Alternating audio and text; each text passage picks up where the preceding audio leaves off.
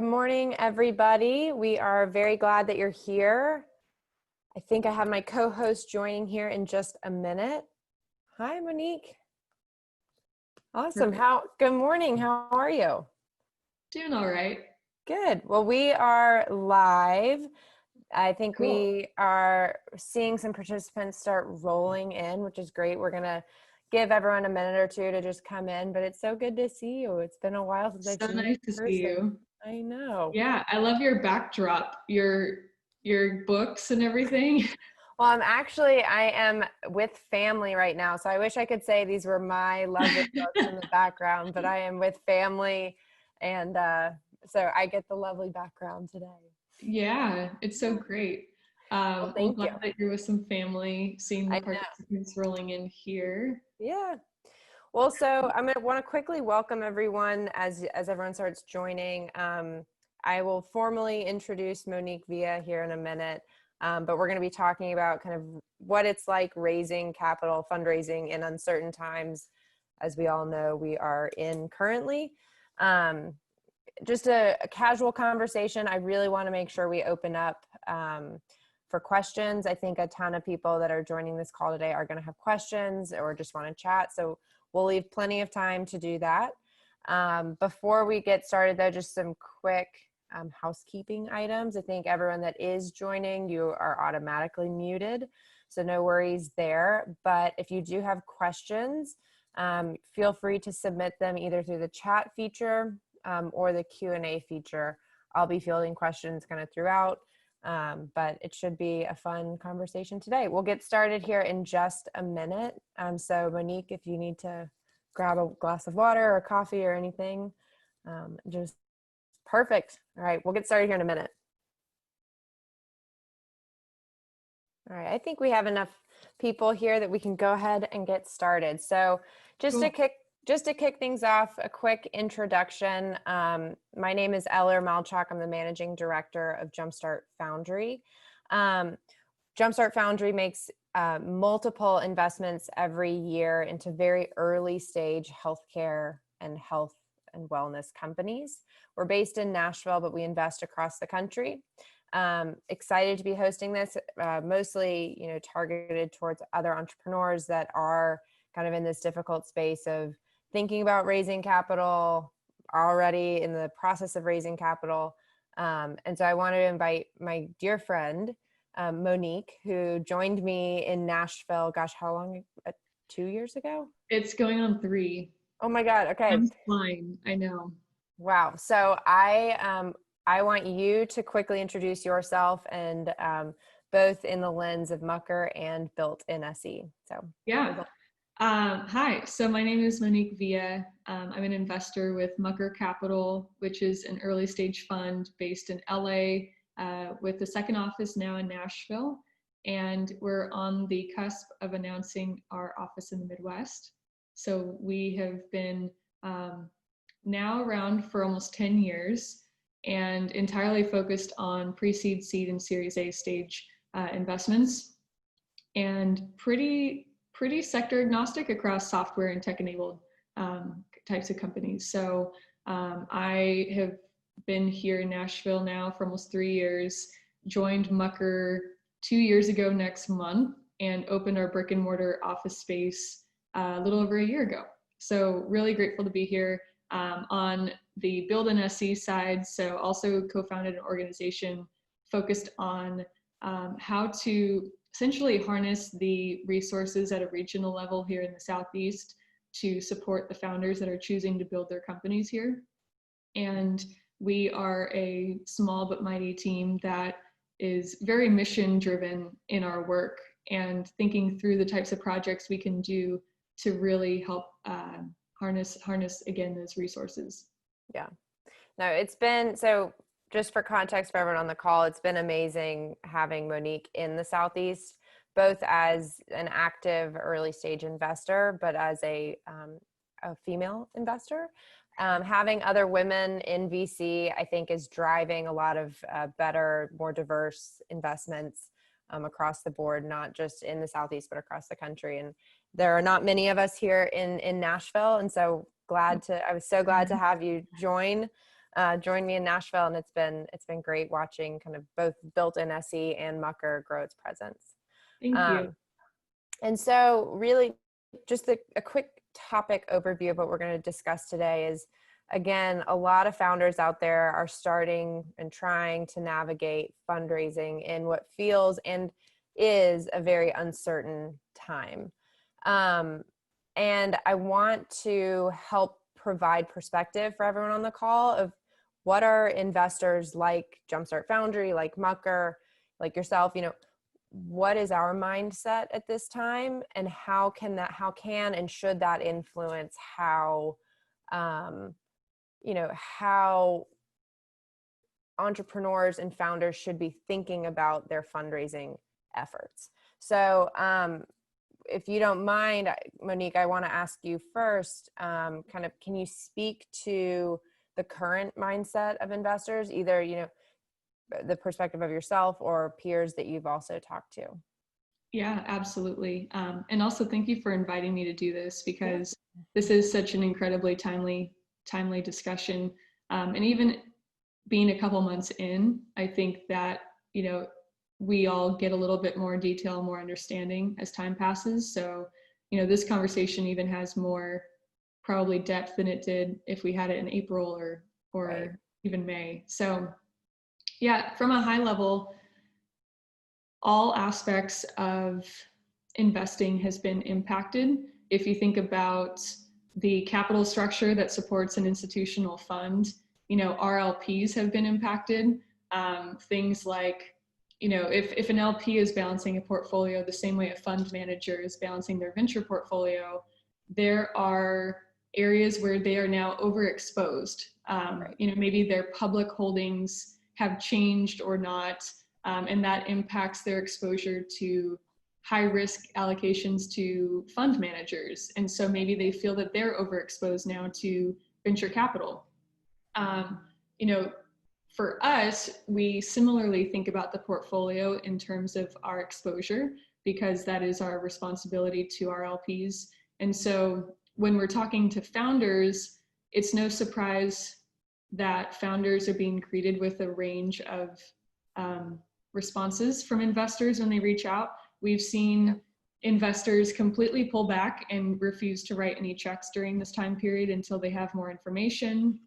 We've seen people who had issued term sheets go back on those. That's not something that we have done, but we've had that happen to our companies. Mm-hmm. We've had angel investors tighten their belts pretty significantly, because as an individual, you have much more autonomy to make those decisions. And so I'd say going to raise from angel investors is probably a very complex thing to take on right now. And I'm sure many of you have felt that. And then in terms of just thinking through how to justify the amount to raise, that's been impacted, right? So there's all of these variables, and I feel like any one of those, and I'm sure there's even more, but any one of those is actually a really rich conversation to have, because it will hopefully bring to light some of the reasons why founders are getting the responses that they're getting, having a hard time getting in touch with investors who are really busy with their portfolio, but also fielding, in our case, we have even more deal flow right now because we are an active investor. And so all of those inactive investors are now sending founders our way. And so it's this really acute time period where, at least from our perspective, like we're a bit inundated, and we're also supporting our portfolio, and we're making sure that, we are being communicative to our LPs. So it's a very acute kind of situation we find ourselves in. Yeah. I want to dive a little bit into kind of the topic of how investors are thinking about deploying their capital, and how are they working with their current portfolio companies, just to provide perspective.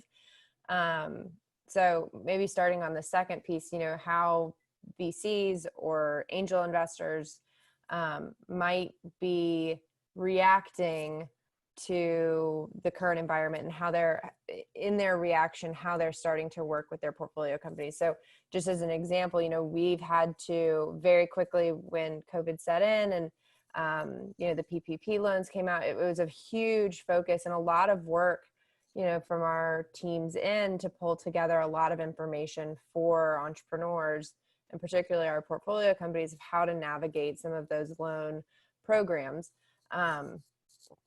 Other things, where companies all of a sudden, they're having to close, shut down operations, weren't able to fulfill manufacturing or fulfillment orders. And it's just been a kind of a panic mode. I always hate, using such a strong word as panic, but a lot of like, oh shoot, like we really need to kind of, get things organized. And I feel like people, particularly investors now, are kind of have their footing. They know how they're going to respond, or how that they at least have a plan in place, I think, with a lot of their portfolio companies. And I'm really starting now to see more investors starting to open up again and saying, okay, we are looking at deals, but some of what they're looking at, the types of deals that they're looking at, is changing. Not just the types of deals, but also kind of the characteristics of a deal, that's starting to change a bit. Are there things that you have seen other investors really focus on, whether it's, traction within the business, cash positions, things like that they're looking at? And then I also want to loop in a comment that we got in the chat from Jay, saying that, is it, with all of this, larger problems across healthcare and social injustice in our country right now, does it make, more sense for a company that, does it make sense for a company that maybe isn't developing a product or a business that is helping, that is being productive? He gave the examples of, social, fun, content related, gaming, things like that. Does that feel tone deaf in this kind of uncertain, crazy time that we're in right now?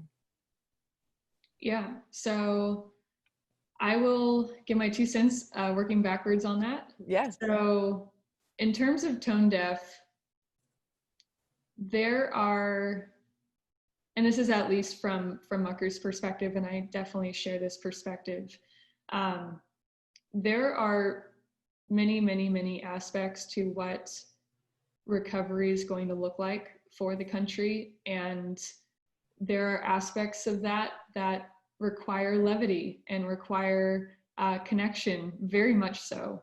When we think about the psychological implications, and I've been following some work by some renowned neurologists talking about the impact of this time period on things like mental health. Yep. And mental health impacting productivity. And there's so many things also that feed into back, like capitalism and, how do we get the gears turning again? Yeah. I think there are many ways to help that extend beyond the acute nature of the COVID-19. If that is something where you see an opportunity to help people en masse because you can better connect them, better equip them to find that levity, put things in front of them that will help them through this really impossible time. We have people experiencing sudden loss and trauma around that, whether it's a loved member, a job, a member of the family, a job, their business. Like there's so many things, their home, we've had natural disasters, like there's all sorts of stuff happening. So if there's any way to really build trust with your user, your end user, and to help them through this time, I actually think that the market has probably never been more honest than it is right now in terms of what it has tolerance for. Yeah. So if founders are putting out a company that feels disingenuous or not at all aligned with what's going on, you will find out. Yeah. Yeah. People will tell you. And so now is a great time actually to get that feedback, because people will give it to you and say like, listen, this is tone deaf, or we don't need this right now. On the flip side, you could put out a social, AR game, and people could say, oh my goodness, this is all I've needed right now. Like, thank you so much. I need a break. Yeah. So that's my off the cuff kind of thought on what's relevant, is that the market will always tell us, and we should always trust the market.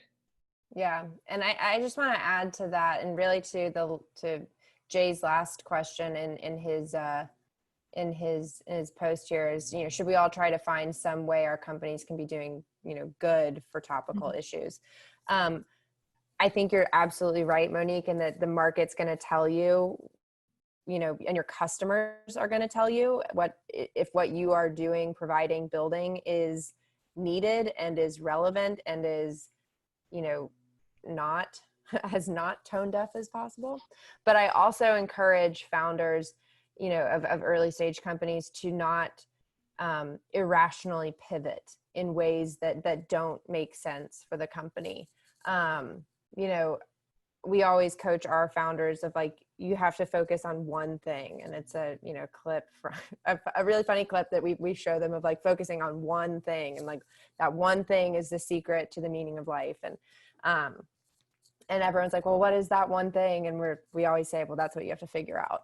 And it's that one thing, and staying focused, I think is a more important lesson now than it ever has been for founders, of stay focused, but also be aware of how that focus kind of translates throughout your business. And so don't necessarily gut reaction say, I need to change my entire business model to feel more applicable to this moment.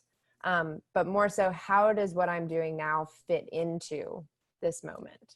So I think that's just an important thing for entrepreneurs to hear, is it's okay to stay focused and stay intentional with your product and how you're building it.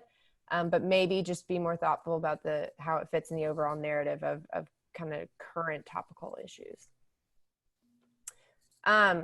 Okay, so I want to move to, and again, try to leave, around 10 minutes or so. So we'll go till about 10 or 10:40 or so. So my next question, Monique, is more so, how providing advice to entrepreneurs that are raising or thinking about raising, and to do our best of putting our shoes, or putting ourselves in the shoes of an entrepreneur. What should entrepreneurs be really thoughtful about as they are approaching investors at this time? What are kind of some do's and don'ts, general advice right now?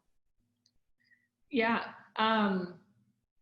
One thing that I've seen bubble up is, I understand the urgency of being a founder and needing what you need.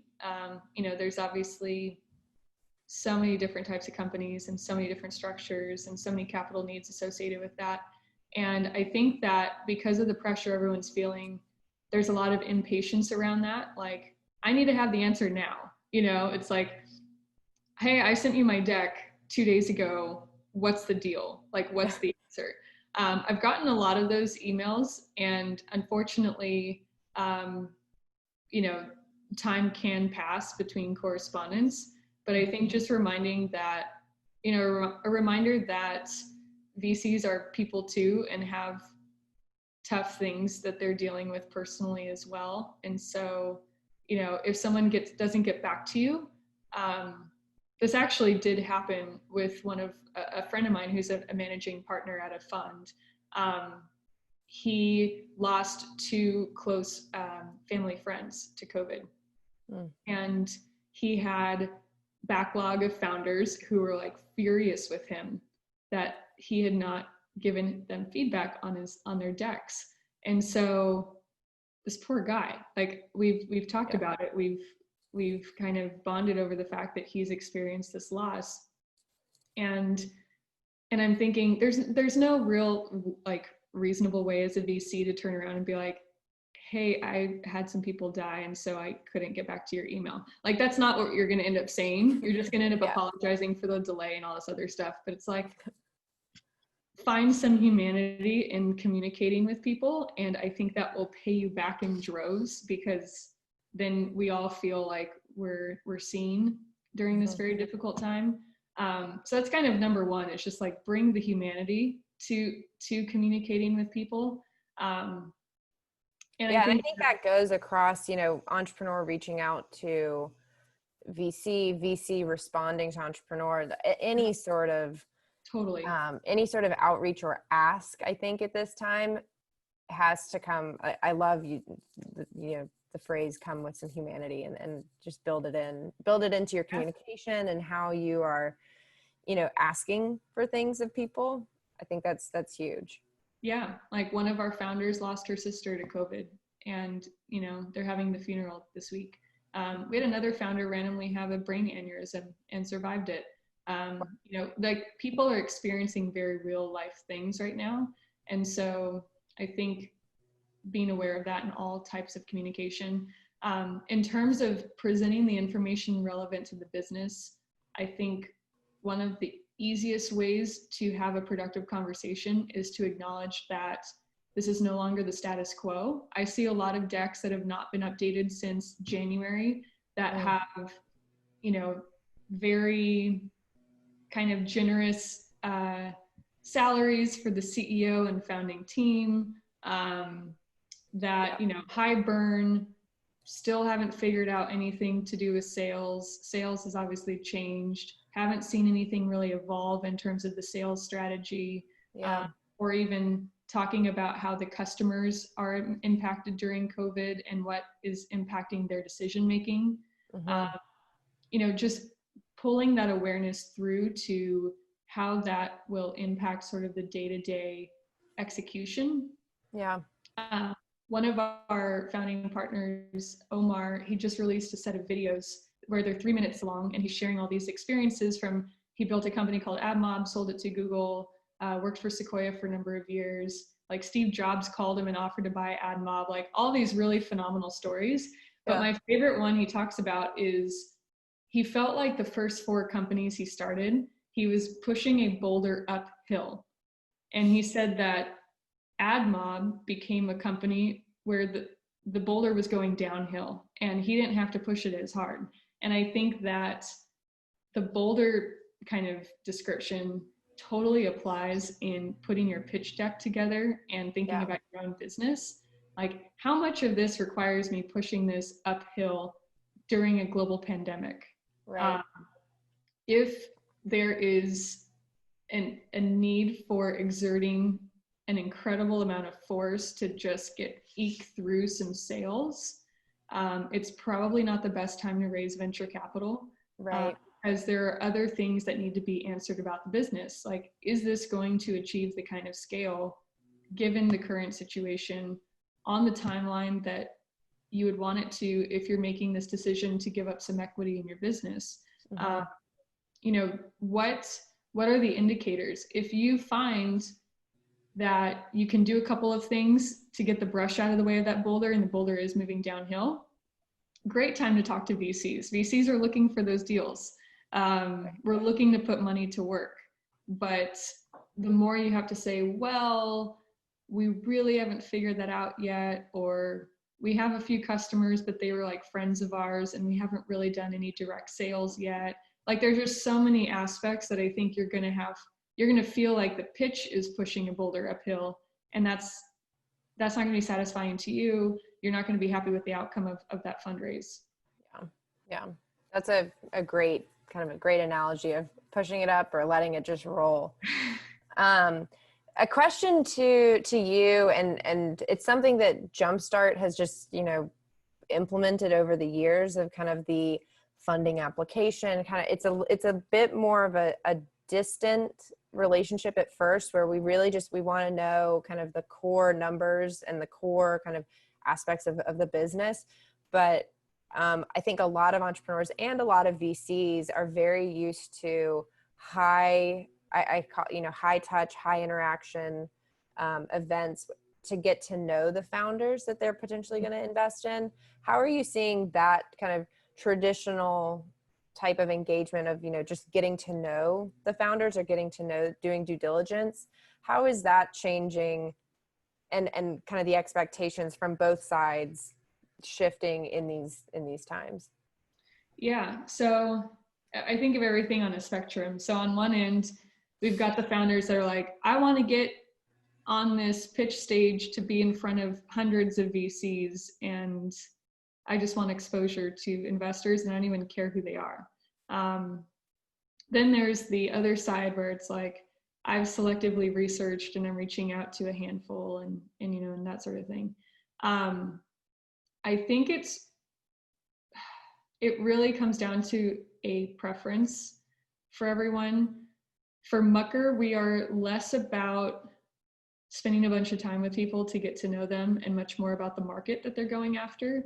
So our communication style actually hasn't changed through all of this. Like we've made investments in people we've never met in person. We have relatively short phone calls and really focus on kind of the meat and potatoes issues that we might send questions around. In terms of people getting to know us, we try to, be fairly elaborate with our writing and things on our website. It's not like a bare bones, benchmark kind of website where it's like, here's our Twitter link. I Right. love that, but we've gone the opposite way. Like our website's very, very heavy in the words department. So, and we're putting out these videos and we're putting out things. So hopefully people get a sense of like who we are and what we're about. But I think for some people, having that long tail, you're at a happy hour and you happen to meet someone and sparks fly and it seems like it's going to be an interesting fit.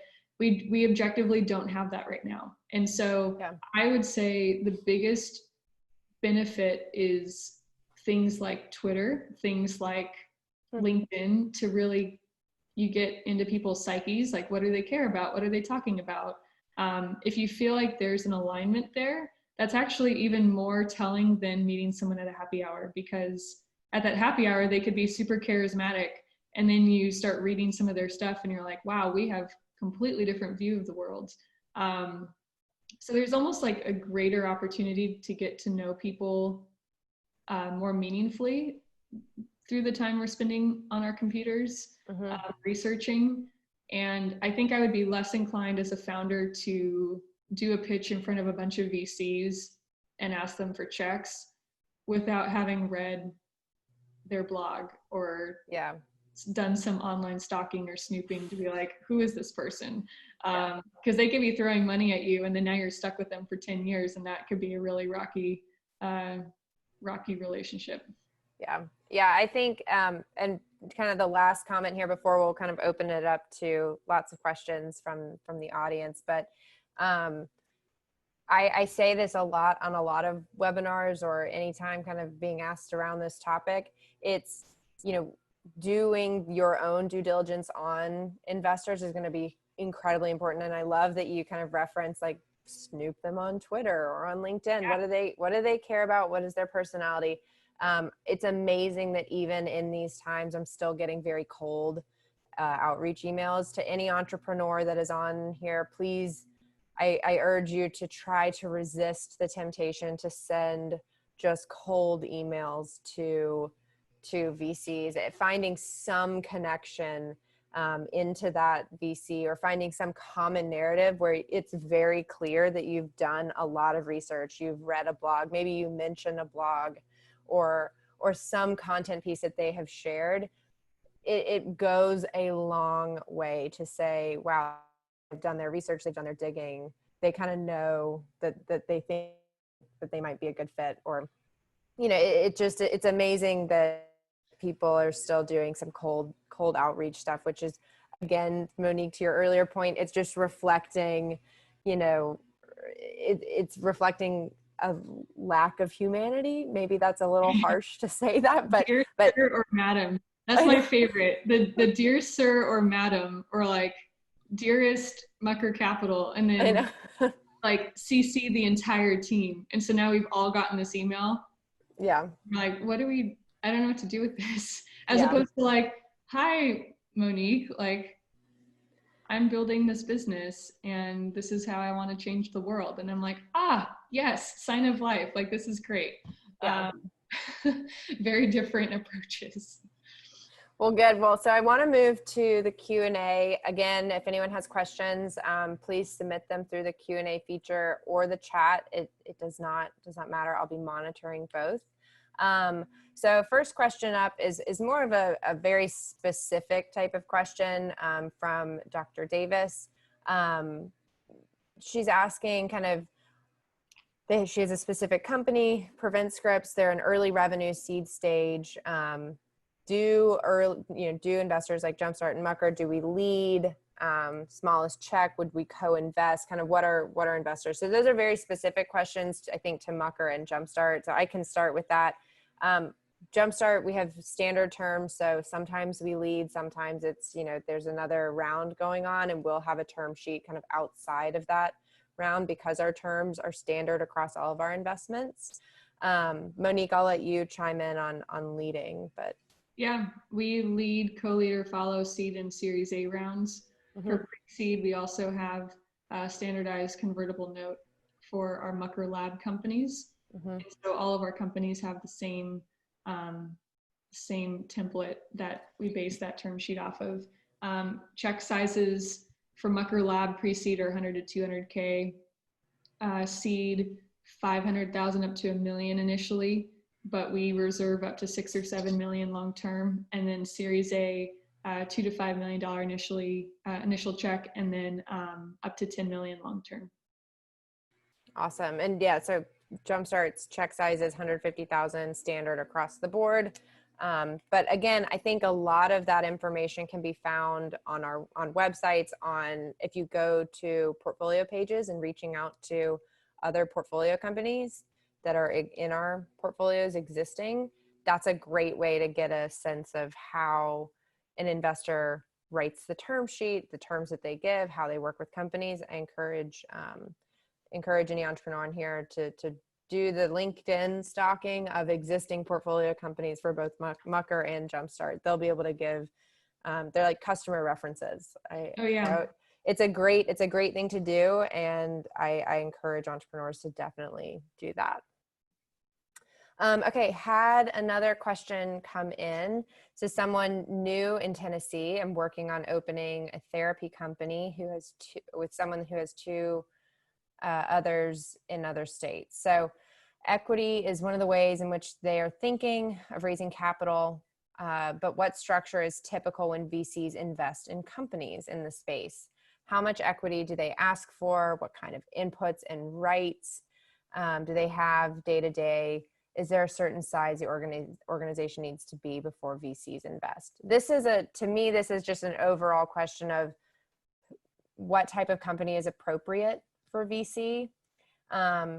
Monique, I know you and I have talked about this a lot of times, venture is not a good option for a lot of entrepreneurs and a lot of founders. And if you are a founder and are thinking about raising venture equity, then do your research on it and make sure that it's a good idea, because there are a lot of expectations that a venture capitalist has when they invest in your company. But I'll let you elaborate there a little bit. Yeah, I mean, the first thing that stands out, and thank you for the question, by the way, the first thing that stands out is you mentioned the therapy space, but it doesn't mention what the actual product or service is. Mm-hmm. So, if it is a software for therapists, then there are examples of other companies that have gotten funding. I recommend checking out places like Crunchbase and researching to see what other companies in your field have raised and what that looks like. That will help you to get a sense of, is this something that people are investing in? Are those companies achieving scale? I'd say most investors are looking for, how does this become $1 billion business? And if we can't do that math, then it's usually not a fit. It's not 100% of the time, but I'd say that's generally like ballpark what VCs talk about. In terms of how to think about percentage and everything else, there are some really great resources online that go into this in detail. specifically, but you know, for us, we're generally targeting about 10% ownership initially. And then over time, we're assuming we're going to get diluted as you raise more money. And so that's why we have that follow-on capital. So you can imagine that that's, you know, 10 to some people take up to 20% initially. That's kind of what you're thinking about in the first round. And then you have to think about how much money is this business going to require to get to become $1 billion business. If it's going to take a lot of money to build that, then it might not be worth doing. We've seen some crash and burn examples of companies that have overraised and underperformed. And then we've got some companies who've raised very little and have done extraordinarily well. And that's something that we personally, you know, look for is how can we put a little bit of money to get a lot of value out of the business. So but I definitely encourage checking out resources like the NVCA. They have a bunch of really standardized kind of detail around venture funding and term sheets and the like, and then checking out Crunchbase for companies similar to yours or in the same space to see what kinds of venture funding have been taking place in the recent couple years. Good, great. Okay, so I think we have time for maybe 2 more questions. And so I encourage anyone that has a question or that we don't get to, please feel free to email contact@jsf.co. We can connect you to Monique or myself and make sure that we answer any questions. So one question, and again, I'm sorry to everyone that submitted such great questions. We probably only have time for 2 more, but one from Patrina. Is there any fund or angel investing in pre-revenue companies these days, kind of in these uncertain times? Companies that have, the company has more than an MVP and industry accolades and is the start of a pipeline for a B2B2C solutions, but timelines are being impacted by COVID. Are you seeing, Monique, active funds and angels investing in pre-revenue? Yeah, there's still capital out there doing that. We technically do that. We look for pretty significant proof points. So running something like a beta, having some utilization data around the product, having some marketing tests that maybe you've performed with very little money. If you have to acquire people through, you know, online channels, anything that's really proving that you have a go-to-market plan. I think that a lot of companies have said, well, we haven't really figured that out, but we have the product and we believe in the opportunity. And the problem is that if we're talking to thousands of companies, you can assume that you're going up against other companies that do have those answers. And so it's much easier for us to say, well, that's great that you have this product and you have a big market, but you have no go-to-market plan.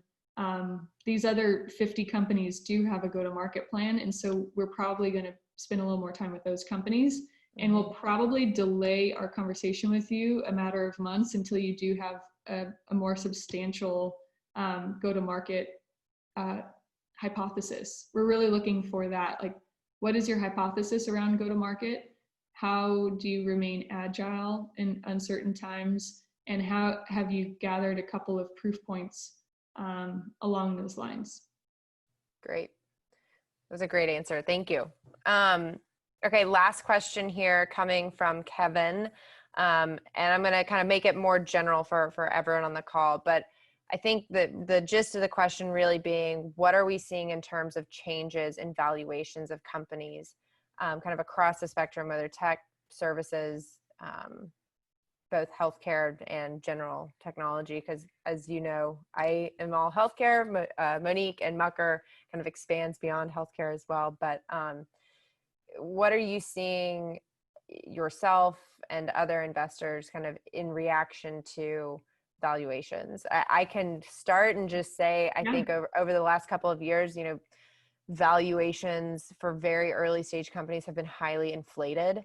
And it's going to be interesting to see how this plays out. But I do think we are kind of getting to a leveling of, you know, of valuations being more appropriate to kind kind of actual tying to revenue. Again, a big focus, I think, through these uncertain times has been cash positions within the companies. Are these companies able to, are they able to survive uncertain times through control of their, cash position, through control of their burn?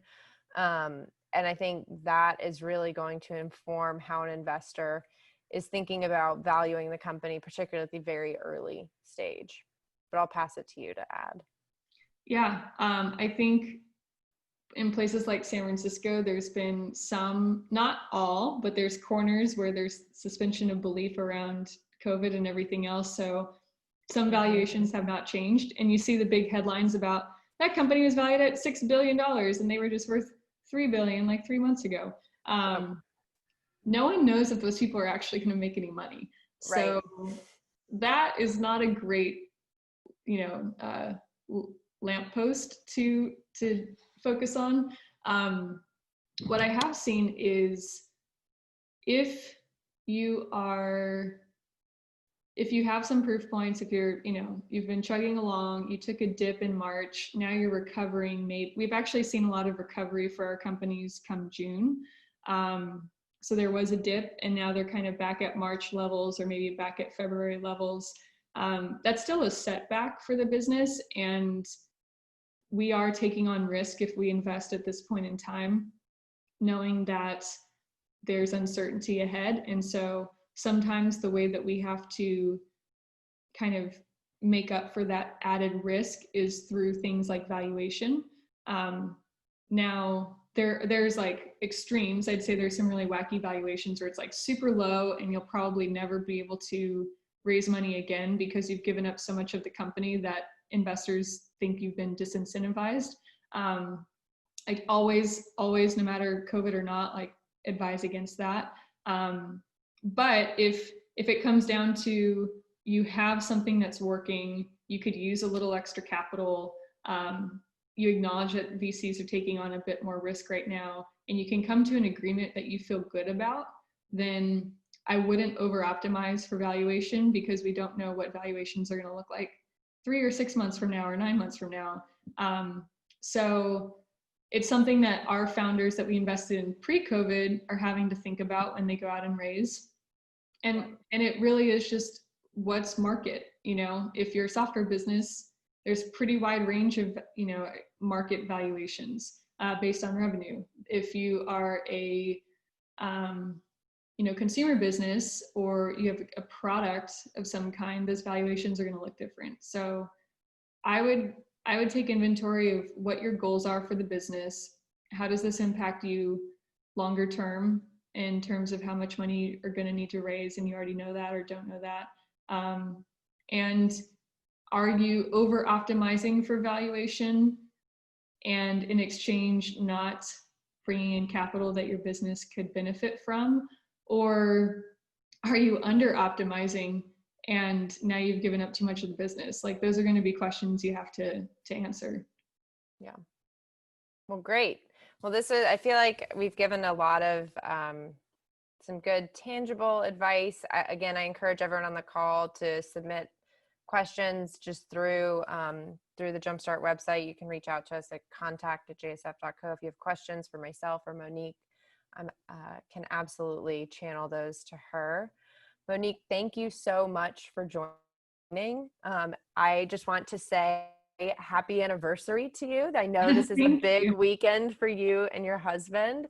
So I appreciate you taking the time today to chat with us and to kind of to share your wisdom with all of these great entrepreneurs on the call. Anyone that had to dip out early, don't worry, we recorded it. We'll be sharing this through our resources page and our blog as well. Monique, have a fabulous weekend. And again, everyone on the thank you. And everyone on the call, thank you for joining. Have a great weekend as well. Thanks, everyone. And thank you, Eller. Yeah. Bye. Bye.